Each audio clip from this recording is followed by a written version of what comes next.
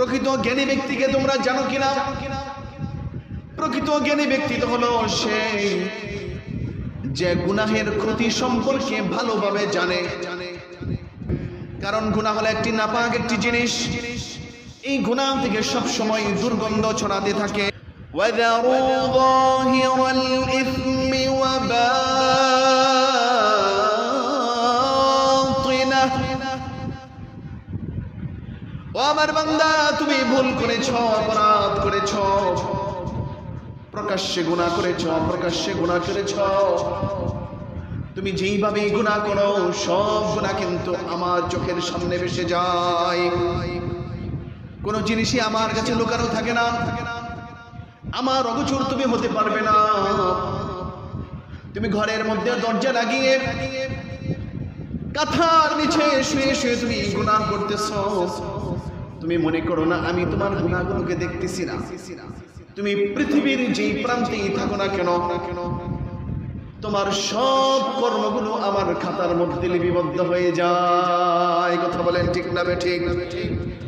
এই জন্য আল্লাহ পাক রব্বুল আলামিন বলেন, وَذَرُوا ظَاهِرَ الْإِثْمِ وَبَاطِنَهُ।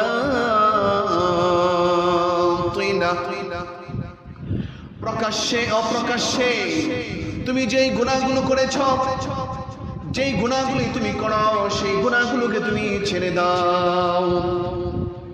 এখনো সময় আছে, গুনাহগুলোকে ছেড়ে তুমি আমি আল্লাহর বাতলানো পথে ফিরে আসো, হেদায়েতের পথে ফিরে আসো, কোরআনের পথে ফিরে আসো। যদি ফিরে না আসো, আল্লাহ পাক রব্বুল আলামিন বলেন, ইন্নাল্লাযীনা ইয়াকসিবুনাল ইসমা সায়ুজজাউনা বিমা কানু ইয়াকতারিফুন। তুমি এতগুলো অপরাধ করার পরেও আমি তোমাকে ডাকতেছি, প্রকাশ্যে অপ্রকাশ্যে তুমি যেই গুনাহগুলো করেছো এবং করতেছো সবগুলোকে ছেড়ে দাও। যদি তুমি গুনাহগুলোকে না ছাড়ো, এই গুনাহগুলো যদি তুমি বারংবার করতে থাকো,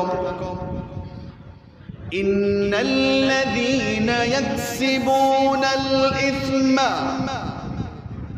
যদি তুমি গুনাহ আমি বলার পরও যদি তুমি আবারও সেই গুনাহগুলো করতে থাকো, সায়ুজজাউনা বিমা কানু ইয়াকতারিফুন।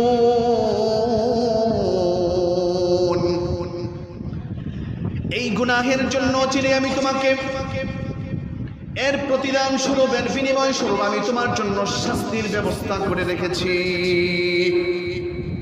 আল্লাহ পাক রব্বুল আলামিন কোরআনুল কারীমের মধ্যে সুস্পষ্ট ভাষায় ঘোষণা দিয়ে জানিয়ে দিয়েছেন, অপরাধ করে ফেলেছো, তুমি তওবা করো, আমার কাছে ক্ষমা চাও, আমি তোমার সমস্ত গুনাহগুলোকে মোচন করে দেব।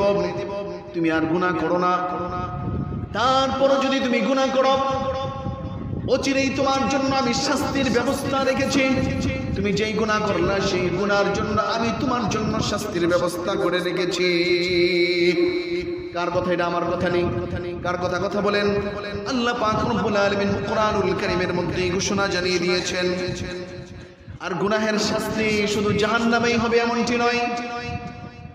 আল্লাহ পাক রব্বুল আলামিনের এই কথাই বোঝা যায়, যারা গুনাহগার, যারা আল্লাহ পাক রব্বুল আলামিনের হুকুমগুলো মানে না, তাদের শাস্তি আল্লাহ পাক রব্বুল আলামিন দুনিয়ার জমিন থেকে শুরু করে দেন। কারণ গুনাহ হলো একটি নাপাক একটি জিনিস, এই গুনাহ থেকে সব সময় দুর্গন্ধ ছড়াতে থাকে। গুনাহ হলো ক্ষতিকর একটি জিনিস। ইমাম গাজালি রাহমাতুল্লাহি আলাইহি বলেন, প্রকৃত জ্ঞানী ব্যক্তিকে তোমরা জানো কিনা?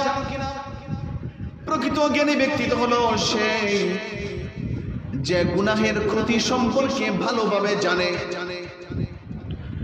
যে গুনাহের ক্ষতি সম্পর্কে যে বেশি জানবে, সে তত বেশি গুনাহ থেকে বিরত থাকবে। কথা বলেন ঠিক না বেঠিক?